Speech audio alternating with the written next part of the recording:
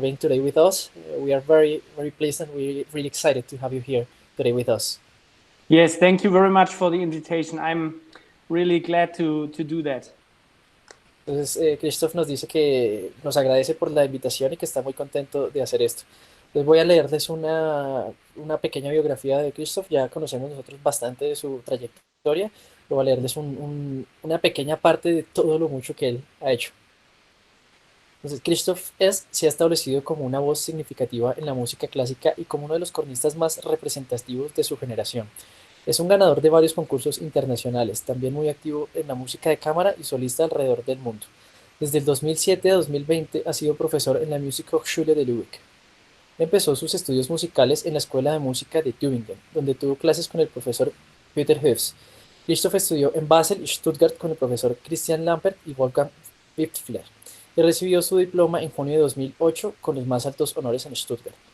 Ha recibido grandes premios de concursos nacionales e internacionales como el European Classic Festival Ruhr, el primer concurso internacional para corno de Zenicandro en Bari, el ARD de Múnich y el Richard Strauss Competition. En el 2007 ganó el Prague Spring de República Checa y 7 premios especiales. Como solista ha actuado con varias de las más importantes orquestas europeas como la Radio de Bavaria, Bamberg Symphony, Berlin Radio Symphony, la Prague Filarmonía y las orquestas de cámara de Múnich, Stuttgart y Salzburgo. En abril de 2007 tuvo su debut en el Filarmonía de Berlín con la Deutsche Symphonieorchester. En la temporada 2017-2018 fue artista en residencia con la Filarmonie Neubrandenburg, donde interpretó y grabó todos los conciertos de Mozart. En el ámbito de música de cámara ha colaborado con importantes artistas y ensambles como Christian Zacharias, Andreas Scholl, el Cuarteto Fauré, Cuarteto Zemlinsky, entre otros. Con su cuarteto, German Horn Sound es invitado regularmente a los festivales más prestigiosos de música de cámara de Europa. Christoph fue corno solista de la Orquesta Juvenil de Alemania y la Orquesta Joven de Europa. También ha sido invitado a la Filarmónica de Berlín, Filarmónica de Múnich, Staatskapelle de Dresden, Bavarian State Munich, Mahler Chamber, entre otras. En la temporada 2005-2006 tuvo la posición de tercer corno en la radio de Bavaria. Y fue corno solista de la Filarmónica de Essen antes de unirse a la Bamberg Symphony en agosto de 2017 como solista. So, wow, Christoph, your biography, it's really impressive. It's incredible how you manage all this and in such a young age, because you are very young still. So it's really impressive all the things that you have done. So my first question is how you get in love with the horn. You started studying in Tübingen, but when this passion started for the instrument?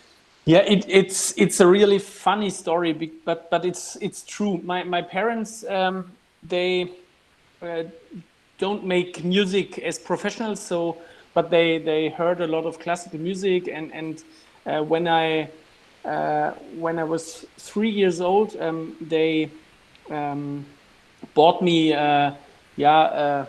the Peter and the Wolf by Prokofiev. You know that? Maybe Yes. It's a German.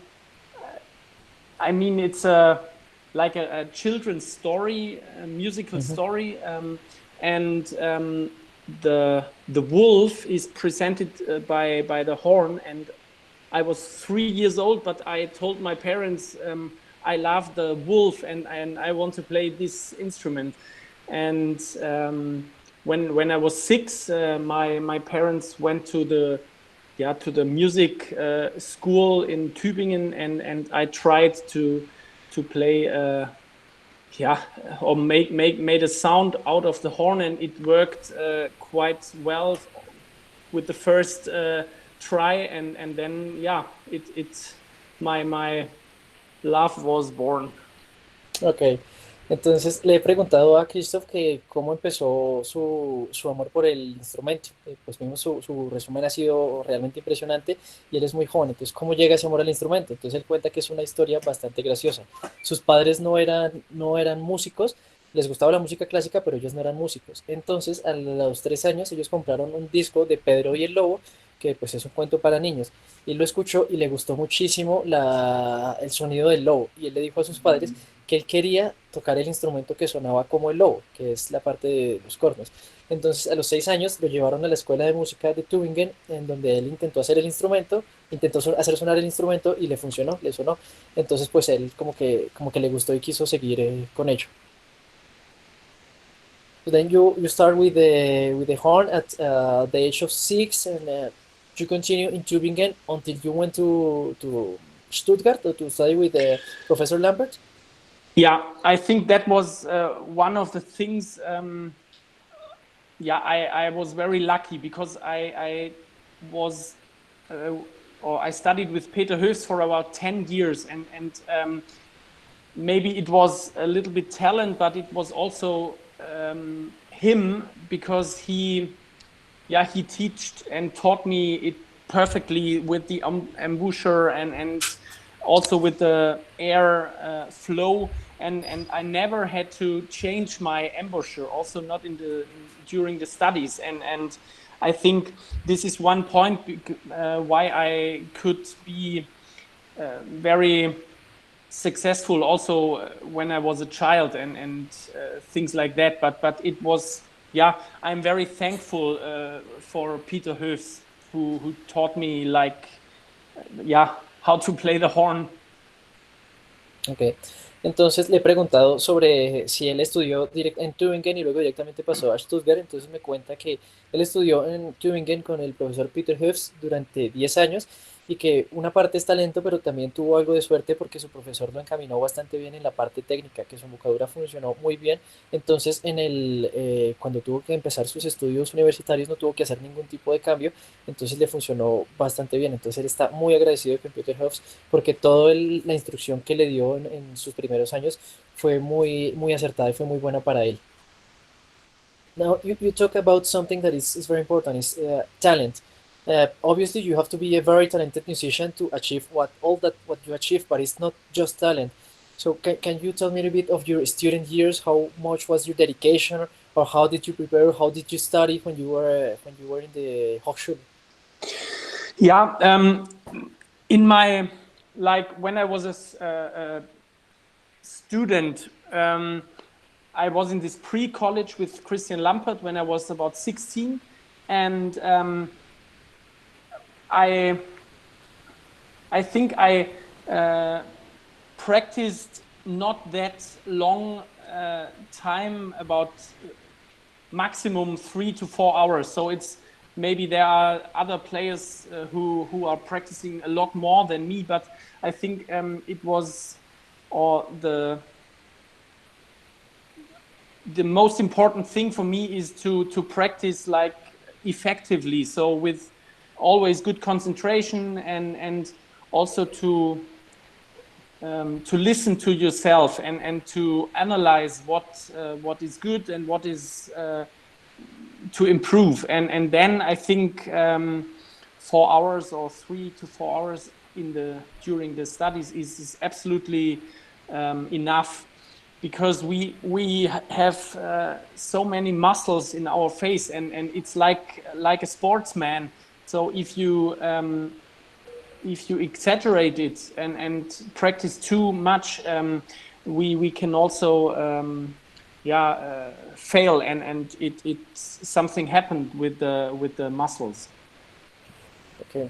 Entonces le he preguntado sobre su época de estudiante, que él hablaba del talento, que es algo muy importante, que él debería tener bastante talento, pero además muchísima dedicación para lograr conseguir todo lo que él ha conseguido hasta ahora.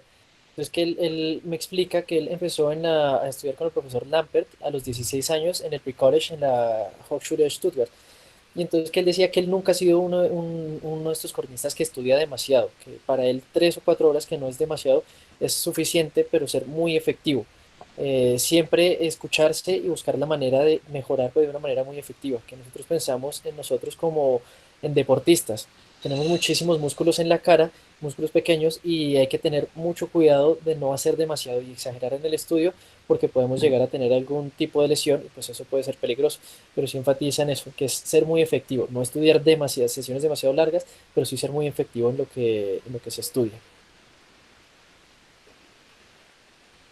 Okay, Christoph, thank you. Going more inside in these studies, We in Colombia we don't have like established school, horn school like you have in Germany or even in France and in some other countries. How did you prepare for your studies? Were technical, were etudes, were just playing concertos and sonatas and or repertoire? How is how do you think it's the best way to get to the top that you can be? I think the warm up program or the basic things are really important, and this is the main topic of every day. So at the moment when I have like a normal week in the orchestra, I try to practice or play like basics for 1 hour, and this is absolutely enough, because when you have to play a Mahler symphony afterwards, you are good prepared, and the Mahler symphony is enough. More you can't play the day, but when I have time, and during the studies I had time, I did like 1.5 or 2 hours just basics, and I have like a program. I can do this program for 15 minutes, but also for 2 hours. I extend it. It belongs to the time I have. So this is really important. And then after this basic program, I start to, also it belongs to the time I have, but with etudes or small pieces. And then, most of the time I have like a concert the next weeks, and then I prepare for this concert. But I think it's very important to have an everyday warm-up program. Okay, just to go inside, when you call basics, what do you mean with basics? Okay, basics. For me, there are like 6 parameters. First one is to just to warm up in the literally, so to warm up the muscles as you do in sports. These are small like doodle exercises, and then we have to practice airflow. We have to practice like scales. We have to practice the, how do you say, centering the notes, so the to have a good sound and sound quality in every note. Then I do low register, high register, some power exercises. This I mean with like basics, and every parameter you have to find different exercises, and I collected during my 30 years of playing. I collected many exercises which I like, and this is my program then. Okay, okay, perfect, thank you. Entonces le he preguntado cómo es el estudio, cómo es la rutina de él para llegar a un nivel alto, para mantener ese nivel alto que tiene. Entonces me dice que depende mucho de lo que él está haciendo y también del tiempo del que dispone. Muchas veces él tiene que tocar una sinfonía de Mahler y entonces con una sinfonía de Mahler estudia 1 hora, cosas básicas, ir a lo básico del instrumento y ya con la sinfonía de Mahler es suficiente y pues no hay que exagerar como nos había hablado.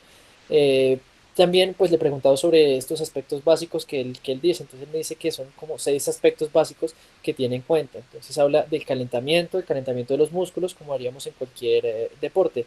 Entonces hay que calentar todos los músculos y tenerlos la sangre esté fluyendo bien, que eso es muy importante.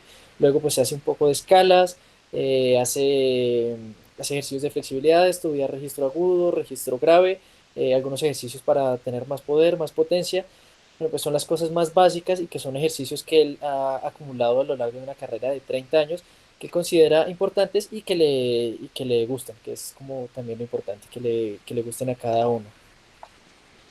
Now, something that you say it's I find important to have the time and to fit everything in the place. You play chamber music, you play with a horn quartet, a very high level horn quartet, you play in a really high level orchestra, you also teach. How do you manage to fit everything in your schedule? Yeah, it's this is one thing which is very difficult because um, I also have three small children, and the family is also one big thing for me, of course, and to manage all things is quite a big challenge. But yeah, you have to.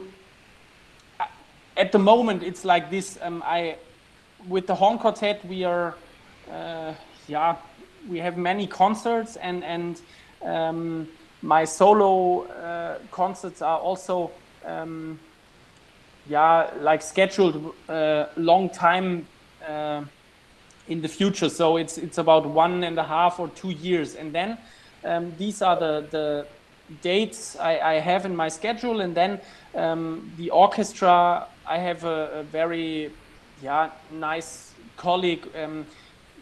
It's either him or me who has to play principal horn in the orchestra. That's really luxuries in Germany, that we also have a co-partner, and so I speak with him, and most of the time it works perfectly together. So if I have a like a concert with my quartet, he can play, and the way around it's the same.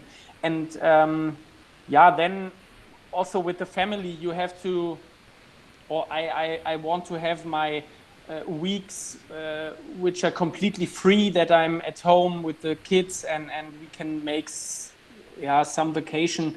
But this is really the biggest challenge for me to get all in my schedule. That's right. Ok, entonces le he preguntado a Christoph que cómo él logra manejar y organizar todo su tiempo. Él es profesor en una universidad, da primer coro en una orquesta, toca con el cuarteto que también son bastante ocupados. Entonces, ¿cómo logra manejar todo ese tiempo? Él dice, además que aparte de esto, él tiene su familia, que es algo muy importante para él. Tiene tres niños pequeños y también es muy importante para él dedicarles bastante tiempo. Entonces explica que tienen pues el lujo que hay en las orquestas en Alemania, que tiene dos, que son dos principales, entonces son que ellos están colaborando cuando tienen un concierto con el cuarteto, el otro principal está tocando, entonces puede coordinarlo bastante bien sin ningún inconveniente. Sus conciertos de solista los planea con bastante en el futuro, entonces él puede organizar todo bastante bien porque está todo, tiene una agenda bastante bien organizada. Entonces, pues creo que lo que podemos deducir es eso, que es el orden que mantiene siempre a muy largo plazo. There's something that is for us as musicians very intriguing now, and is why do we play horn now in this, especially in these times of crisis? So what motivates you to keep playing horn? Why do you play the horn now at these times, for example? That's a good question.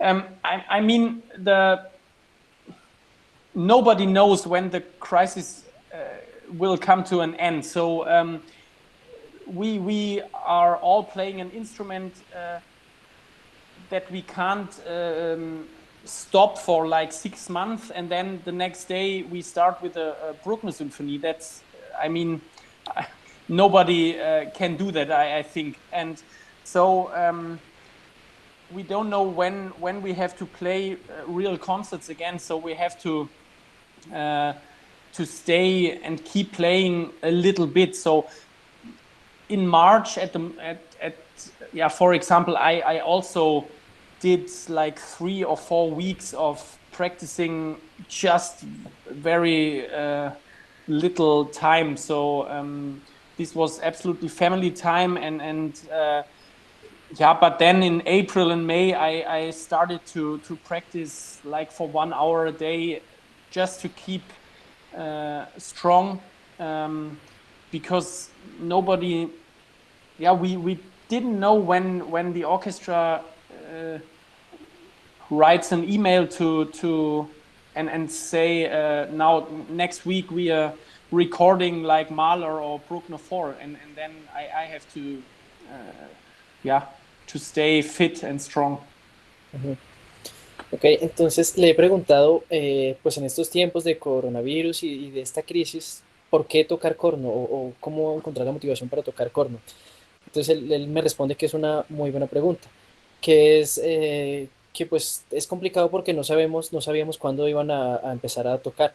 Entonces en principio ellos no estaban tocando, en principio él no estuvo tocando demasiado, tocando solo un poco al día, unos pocos minutos, y que por 3 o 4 semanas ese tiempo fue tiempo de la familia, y se lo dedicó a la familia y solo pasó tiempo con ellos.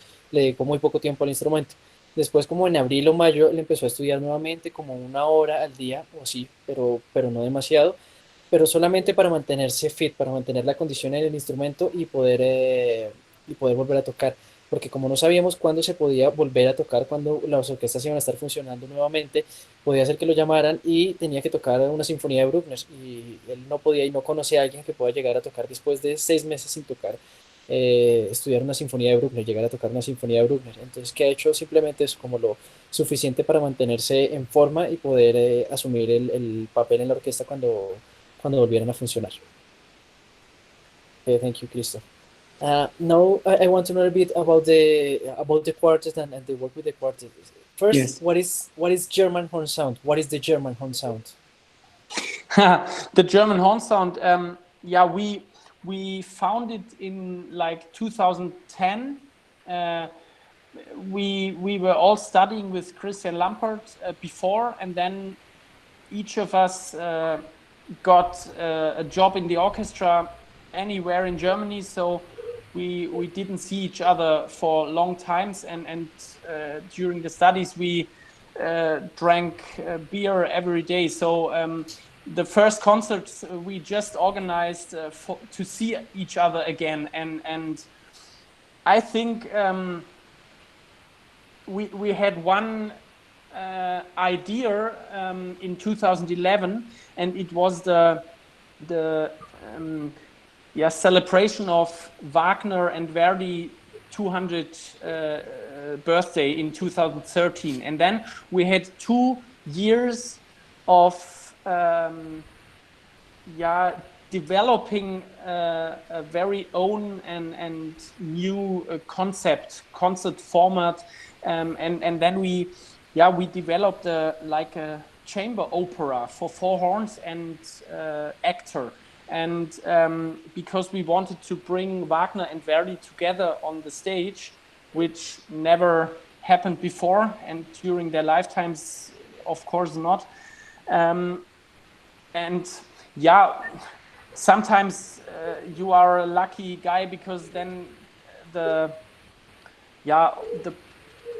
festivals and chamber music series, they loved this concept, and they booked this program for about 40 times during 2013 and 14. So I think we were lucky guys that we can, or that we had this idea. And if you are in the business for one big thing, I think it's much easier to stay there, and then we always did new programs, and it was always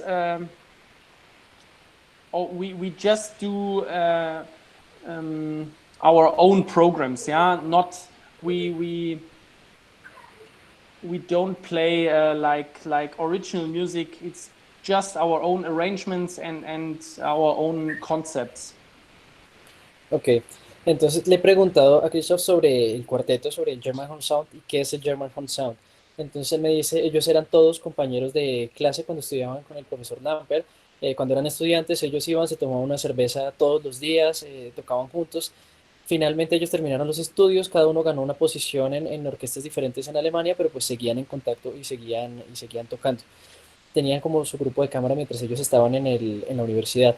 En el año 2013, was 2013 this concert that you told me, Christoph?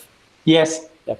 En el año 2013, que es los 200 años de Richard Wagner y de Verdi, ellos hicieron un programa con una representación teatral en la que estaban combinando la música de Wagner y la música de Verdi. Este fue un programa que fue muy bien recibido por la crítica. En muchos festivales y muchas personas les gustó lo que ellos estaban haciendo y los agendaron para continuar con este programa que ellos estaban ofreciendo. Entonces, te dice que durante esta temporada 2013-2014 recibieron más de 40 solicitudes para llevar a cabo esta especie de show, este acto que ellos realizaron. Entonces, pues que si uno está en el music business y se mantiene con algo funcionando durante tanto tiempo, pues es más sencillo como mantenerlo rodando. Eh, pues sí, básicamente es eso que ellos tratan de hacer con el cuarteto. Siempre tocan música de ellos o arreglos, no suelen tocar música original para montar y para tener una identidad propia de lo que es el cuarteto. So the name comes German horn sound.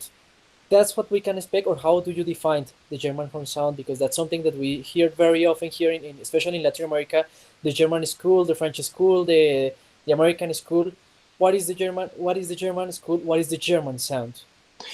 Yeah, I think this is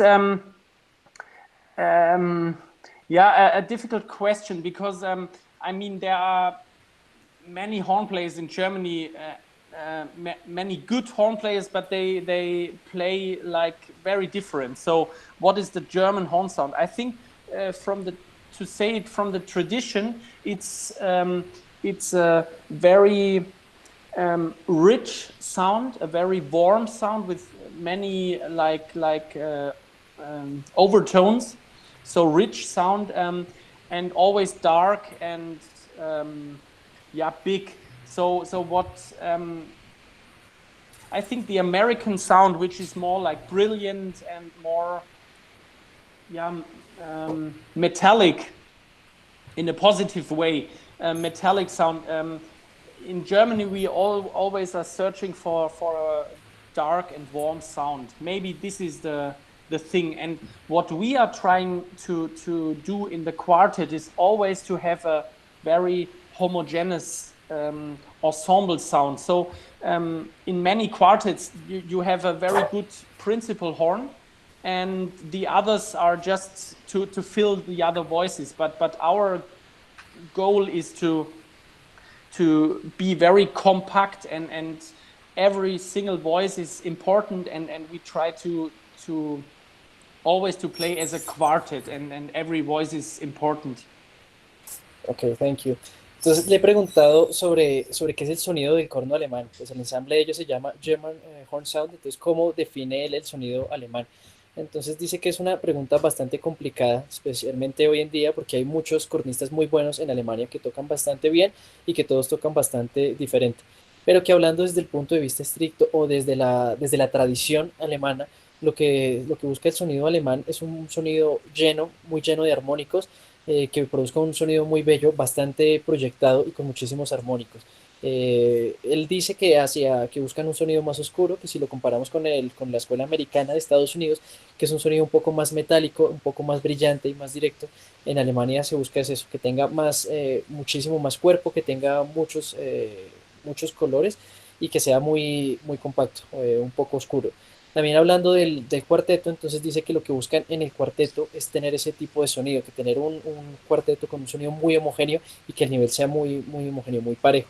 Que muchas veces se encuentran muchos grupos de cámara, algunos cuartetos en el que el primer corno toca muy bien, es fantástico, pero se encuentra un desnivel. Entonces que la idea de cuarteto es que suenen todos como un solo ensamble. Now, about the organization in the quartet, several times for us, for a horn quartet, it's really complicated to organize everything because also comes the egos and what the person prefers, and also how to fit how to do all the management with the concerts, with the bookings, and all this stuff. How do you organize this, or you have a separate manager who takes care of all your management stuff? Yeah, we have a manager, but not for all of the concerts. He does just like 20 or 25% of the things. Yeah, this organizing and managing, this is also a thing what I do or what I really like to do. So I yeah, in connecting the people and doing this like yeah, networking, I really like to do that. And so it's yeah, I'm also promoting the quartet, especially here in Germany, but also we try to come overseas and to do new things and but this organizing is it takes many time and I think the more you take this time, the more comes back. Yeah, I hope you understand what I mean. Yeah, yeah. And yeah, our big next project, maybe I can tell you this today, but it's for 2022. We gave a commission of a new piece for four horns and orchestra, and this is a very famous Estonian composer, and he will write this piece, and we will do the premiere season with like four orchestras and also one Asian orchestra, and I also try to get a South American orchestra, the in São Paulo, but now during the crisis, nobody really knows, how to finance this, and so I hope we can do it again, but at the moment it's very uncertain. Ok, thank you. Entonces le he preguntado un poco sobre la organización del cuarteto, cómo funciona la organización, cómo arreglan los ensayos, conciertos, todo este tipo de cosas. Y me dice que la organización pues es algo complicado, requiere bastante tiempo. Ellos tienen un manager que organiza los conciertos, pero no son todos los conciertos los que esta persona les organiza. Él también le gusta bastante, a ellos le gusta mucho el networking y trabajar eso, de conseguir los contactos y de organizar los conciertos. Les consume mucho tiempo, pero es algo que a él le gusta mucho, que él trata de como de correr la voz y de dar a conocer mucho el cuarteto, especialmente en Alemania. Claro que también han dado conciertos por otros lugares fuera de Alemania. Me estaba comentando sobre un proyecto que ellos tienen, un gran proyecto que tienen para el 2022. Le han encargado un concierto para cuatro cornos y orquesta a un compositor bastante famoso, Estonian, you told me, Yeah, Estonian Estonia, composer, yes. ya, un compositor de Estonia. Y entonces la idea es estrenar este concierto en esta temporada con cuatro orquestas, una de ellas va a ser asiática y con varias orquestas en Europa, que también intentó llevarlo a cabo aquí en Sudamérica con una orquesta en Sao Paulo, pero pues debido al coronavirus es un poco incierto todo lo que va a pasar y conseguir un poco de el dinero para financiar este tipo de cosas. De ahí nos escribió el nombre del compositor, Erki Sven Tur, Tür. Yeah, a Tur, very funny name. Tur, yeah, it's complicated. Yeah.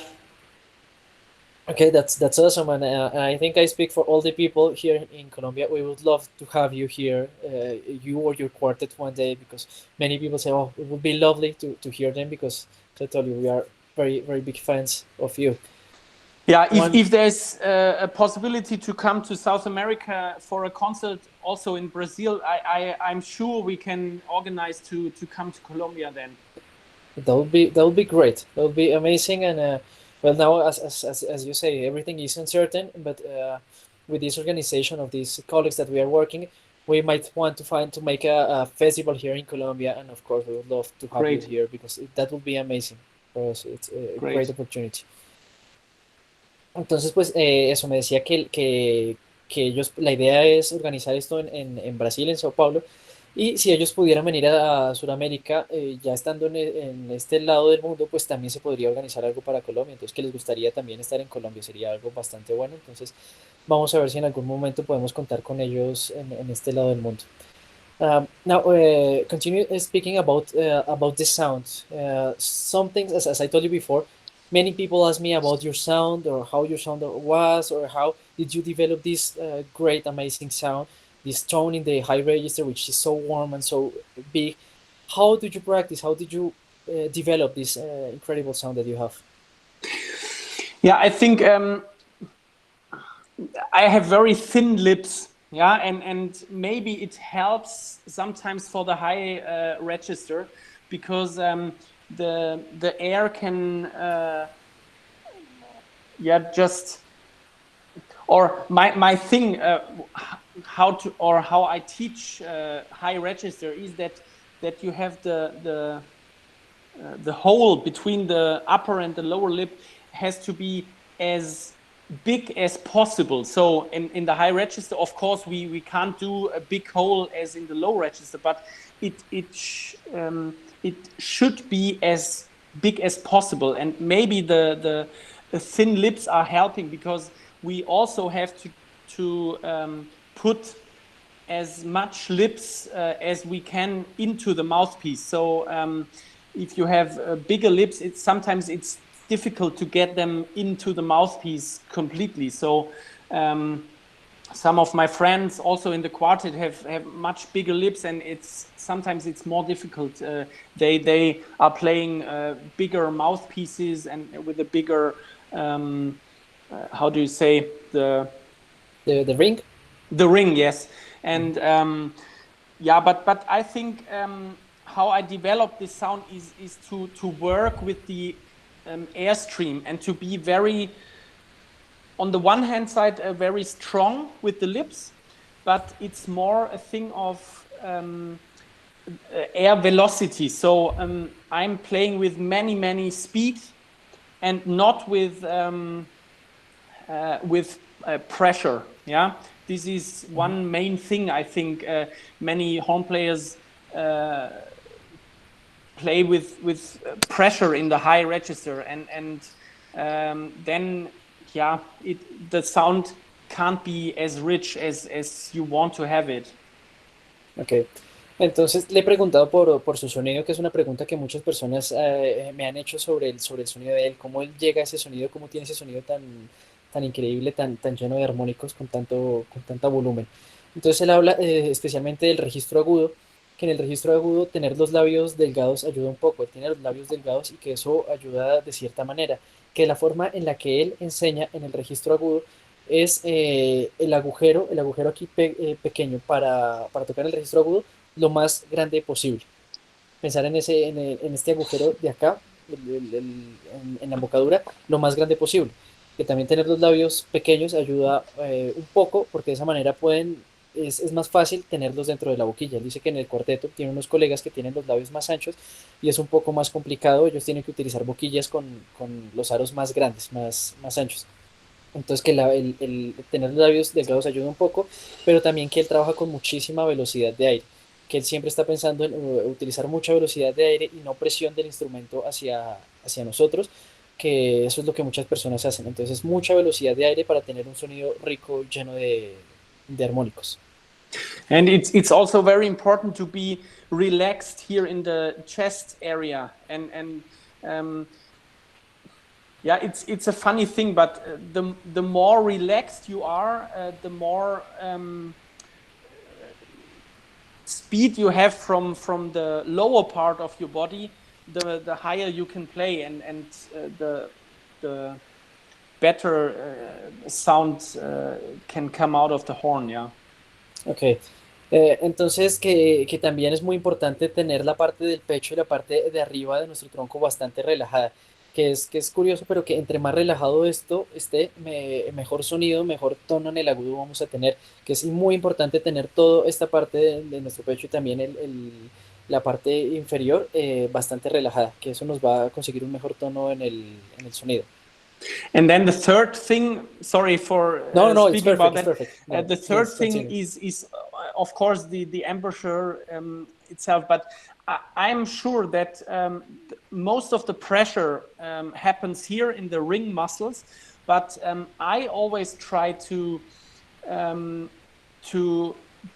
bring strongness or strength here from the corner muscles. So when I play very high, I always try to fix these corner muscles, and then the stronger they are, the more relaxed you can be here, and then you have more power and endurance at the end.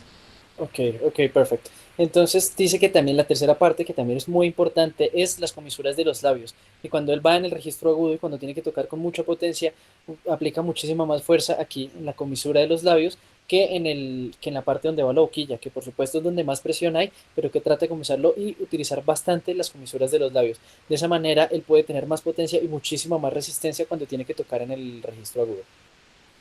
That's great, Christoph. Thank you very much. Yeah. Before we go with the questions of our audience, I want to ask you something a bit more philosophical, and it's what do you feel, or what would motivate you to play each concert? Why do you want to play a concert? What is your main goal when you play a concert? um, yeah, on the one hand side, I mean, if you play like Strauss' second horn concerto, which is technically quite difficult, it's always a challenge with yourself to improve every time. So, of course, there are some little cracks or some wrong notes, but every concert I want to improve myself and to get to the perfect version. But yeah, I love to be on the stage. I have to say, I think as a horn player and especially as a principal horn, also in the orchestra, you should have no fear or afraid of the situation of being like. Being on stage and because in almost every concert, also in the orchestra, there are some solo places and yeah, I mean, we all know that if you crack or if everyone in the audience yeah, notice it. If there is a string player who plays a wrong note, maybe no one notices it. But if we make a mistake, most of the time it's a crack, and the normal audience doesn't know what a crack means, and that it happens because of so many things and yeah, but my motivation, I mean, I love the music, of course. Otherwise, we shouldn't do this job. But it's always and also a challenge with myself, and I love that. Ok, thank you, Cristo. Entonces le he preguntado que a él qué lo motiva cuando va a tocar un concierto, qué es lo que lo mueve a estar a dar un concierto. Entonces, dice que lo primero es cuando enfrentamos un concierto como por ejemplo el 2 de Strauss, es un concierto técnico bastante complicado, entonces que es un reto con él mismo, buscar como esa meta, como la perfección, como cometer menos errores y hacerlo cada vez mejor. Entonces, un concierto así es una meta es un reto con él mismo. Luego está tocar en la orquesta, que a él le gusta bastante estar en el escenario, que él ama la música, ama estar en el escenario y le gusta tocar para la gente. Que es que también como primer corno, como músico de orquesta y especialmente como primer corno, tenemos que ser como sin miedo, que tenemos que estar muy tranquilos en el escenario, que si un violinista comete un error en el último atril, pues es difícil que la gente se dé cuenta, pero como cornistas y como un primer corno, eso puede pasar y puede pasar por 10.000 razones, entonces que es muy importante eso, no tener miedo, pero que básicamente es eso, que él ama la música, que se siente muy cómodo en el escenario, que le gusta estar en el escenario y que es lo que a él le gusta hacer, tocar la música. Thank you very much, Christoph. It's been really amazing to hear you, to have you here, to know from all your experiences. And just before we end, just this last question, something that you would like to share to all the people who is watching us today. Yeah, I mean, we are about 40 people. This is such an amazing thing, and I thank you again for organizing this, yeah, like question and answer and this horn talk. I mean, Sarah Willis is doing these horn talks sometimes also during the Corona thing, but I think it's a very nice thing to do it like you with many different partners and yeah, what I want to share is just don't lose your motivation for playing also during this crisis, because there will be a normality. Nobody knows when, but let's do all together and hope all together that it will be soon. And then yeah, the horn is such a wonderful instrument with many difficulties, but yeah, also the horn world is on the one hand side very small because we know each other during global, and then this is a really nice thing, and yeah, stay strong and keep playing. Thank you, Cristo. Entonces, le he preguntado sobre si quiere dejarnos algo que nos quiera dejar, algo que le gustaría decirnos a nosotros.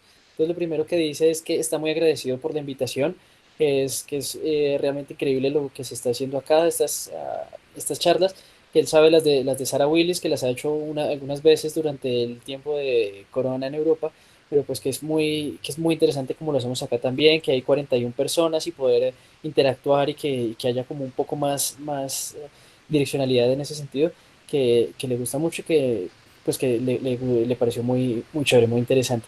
Y luego nos dice que mantenernos motivados, que hay que mantener la motivación para tocar el instrumento, que es muy bello, que no se sabe cuándo volveremos a la normalidad, pero va a haber una normalidad y llegará en algún momento. Entonces que hay que mantener esa motivación para seguir estudiando y para seguir tocando este instrumento. Y nuevamente reitero eso, que es bastante agradable, que es interesante, que el mundo cornístico es gigantesco, pero que de cierta manera estamos todos interconectados, de alguna manera nos terminamos conociendo todos. Entonces, pues que este tipo de plataformas son muy interesantes. Thank you very much, Christoph. So now we're going to the questions of the people who is Yes. watching us. Janet Souhait is asking, how do you prepare personally and physically and mentally for an audition?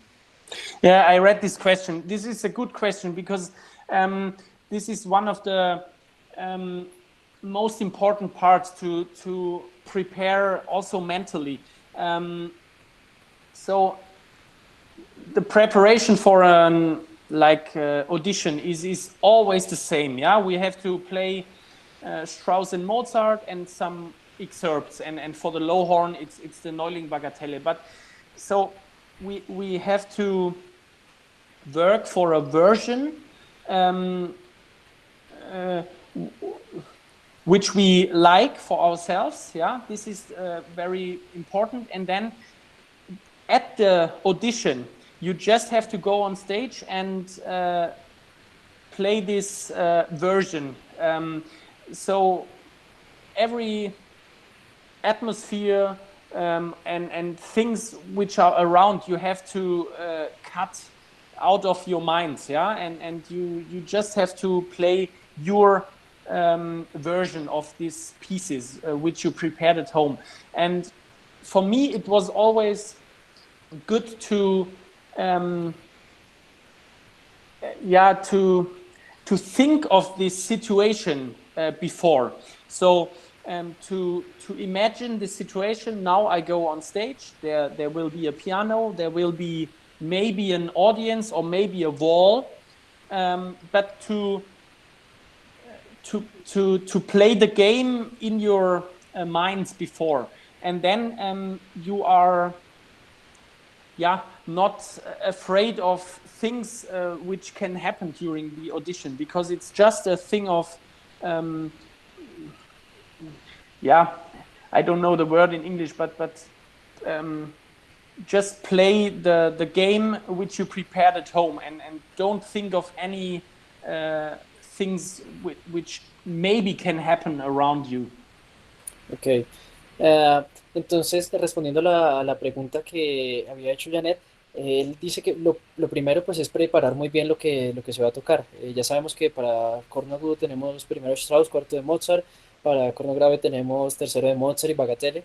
Entonces es preparar muy bien el repertorio con el que el que nos vamos a enfrentar y sentirnos cómodos con la versión que nosotros estamos preparando, que tengamos nosotros una comodidad y que nos guste lo que estamos haciendo.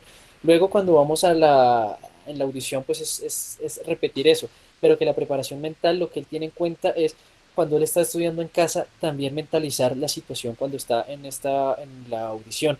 Eh, es decir, muchas veces tenemos una pantalla, entonces es pensar en eso, en la pantalla, él estar tocando con el piano y la pantalla, o si no, tenemos una audiencia en el auditorio, entonces prepararse mentalmente y pensar en eso, tener en la cabeza lo que está sucediendo. O sea que cuando nosotros estamos en el momento de la audición, este tipo de cosas externas no nos vayan a molestar, que si pasa algún tipo de otras cosas no nos generen más estrés y podamos estar más enfocados y más preparados en lo que nosotros estamos haciendo. And regarding about, do you have any physical preparation before an audition or a very important concert? Physical or Yeah, psychological? physical, Physical. physical. Yeah. Um, how, yeah, often if I have a concert in the evening and in the morning there is the general rehearsal, something like that. I I often do some uh, light sports in yeah before I make maybe a small nap in the afternoon. But to be like fit also in a sportive way, it's very important because you can get this. Things out of your mind during making sports and so yeah in the during the afternoons I try not to think of the concert and not to play anything because you can't improve 3 hours before the concert, so this is ridiculous. Yes, of course. Entonces le he preguntado si él también tiene algún tipo de preparación física para los conciertos o para las audiciones. Entonces me comentaba que en ocasiones tiene a veces ensayo general en la mañana y luego en la noche tiene un concierto. Entonces lo que él hace, pues toma una siesta, hace algo de deporte suave, pero no estudia. Es tratar de mantener la cabeza alejada del instrumento también y tener nuestro cuerpo también fit. Él habla de mantener una buena forma deportiva, no solo el instrumento, sino de la forma deportiva porque eso nos va a ayudar a tocar el instrumento. Entonces, mientras él hace deporte, se mantiene un poco alejado de los pensamientos del concierto y no estudiar que en 3 horas no se va a corregir o arreglar o cambiar las cosas que estaban funcionando antes o que no estaba contento antes, que es ridículo pensar de esa manera. Entonces, que no se enfoca en el instrumento, sino simplemente es eso, un poco de ejercicio y este tipo de cosas. Okay, Walter Mosquera is asking, what do you seek to transmit broadcast with the German horn sound through your performances? Yeah, as I said before, our main goal is to um, to seek for a homogeneous sound. Yeah, that we are like not perfect in playing the right notes, but perfect in playing as a like a string quartet. I mean, this is very difficult with 4 horns, and we all play the. This is not a violin, a viola, and a cello, so different instruments. We all play the same instruments, but have a big amplitude of playing like almost 4.5 octaves. And yeah, I think, I don't know how it's in South America, but I think it's similar. Most of the audience in like chamber music series, they first think, oh my God, a horn quartet, this is a funny ensemble thing, but at the end of the concert, most of the people come to us and tell us, wow, they never expected such a beautiful sound with which comes out of 4 similar instruments, and this is our main goal to play a good and homogeneous sound. Ok, thank you, Cristo. Entonces, respondiendo a la pregunta de Walter, él dice que la meta de ellos como cuarteto es conseguir un sonido homogéneo, un sonido brillante homogéneo que sea bonito. Que muchas veces cuando la gente va a los auditorios, no se espera un cuarteto de cornos o les parece una configuración curiosa o graciosa de lo que están haciendo con 4 cornos. Pero que cuando termina el concierto la gente siempre les dice que es un sonido muy bonito, que ha sonado muy bien, que ellos no están buscando la perfección en notas, que suenen todas las notas perfectas, sino tener un sonido homogéneo, bastante compacto, que piensan en un cuarteto de cuerdas. En un cuarteto de cuerdas pues tiene 2 violines, viola, violonchelo, y pues con sonidos y con instrumentos diferentes, si busca un sonido bastante compacto. Entonces que el corno tiene un rango de casi 4 octavas y media, entonces es bastante amplio, es el mismo instrumento pero es bastante amplio, entonces buscan eso, una homogeneidad, no que la perfección en sonido, en notas, ni que todo el mundo toque perfecto, sino tener un sonido bastante homogéneo y bastante compacto entre todos. Gabriela is asking in English about this embouchure. Do you consider that it is similar to the puckered smile proposed by Philip Farkas? Yeah, I know what she means. This is very similar. Yes, exactly. I think that the pucker smile is more like the kissing mouth. Yeah, like yeah, pulling the lips more in front of the head. But um, I I think there has to be a tension here and here. So it's more like thinking of strengthness in the middle and not just here. I think the puckered smile is more just tension here and here relaxing, but it's a I think it's a symbiosis between the two things. So don't think of like a kissing mouth, but yeah, maybe this. I think puckered smile. Philip Farkas is explaining this really similar. Yes. Ok, entonces la pregunta de Gabriela sobre la embocadura que nos estaba explicando antes con la presión aquí en el medio. Entonces ella pregunta sobre el Puker Smile, es un concepto que propone Philip Farkas, no sé cómo traducir eso al español, pero es en el que hay bastante presión en las comisuras y el medio queda bastante libre. Entonces él dice que de cierta manera sí, que sí debe haber presión en las comisuras, tiene que haber alguna tensión en las comisuras, pero también aquí en el medio. Entonces debe ser una simbiosis entre los dos, que tiene que funcionar de la misma manera. Un tipo de presión aquí en el medio, pero también en las comisuras. Y de esa manera funciona. En la de Philip Farkas es solamente queda muy libre la abertura, el agujero de los labios. Embocadura de sonrisa fruncida, dice Gabriela. No, no, no conocía ese término así en español. Okay, Christoph, I think we don't have more questions for you. So once more, I have to thank you for your time, for being today with us here. We are really happy. I know several of my colleagues who are watching here are very excited to have some interaction with you. And as I told you, we really hope that one day we can have you here in Colombia, That would be you great.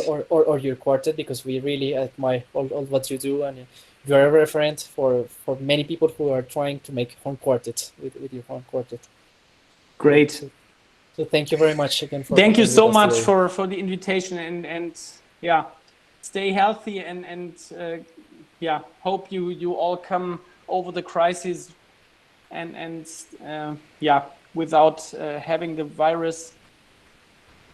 So thank you again and Thank have a you. nice day. Bye bye. Okay. Thank you, Christoph. Thank Bye you very bye. much. Thank you very much. Thank you very much, Christoph. Bye bye. Bye bye. Thanks a lot.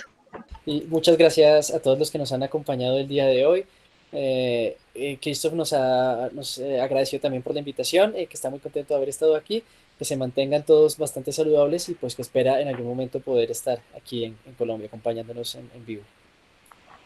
Muchas gracias a todos y los esperamos mañana nuevamente para otra sesión de Home Beats.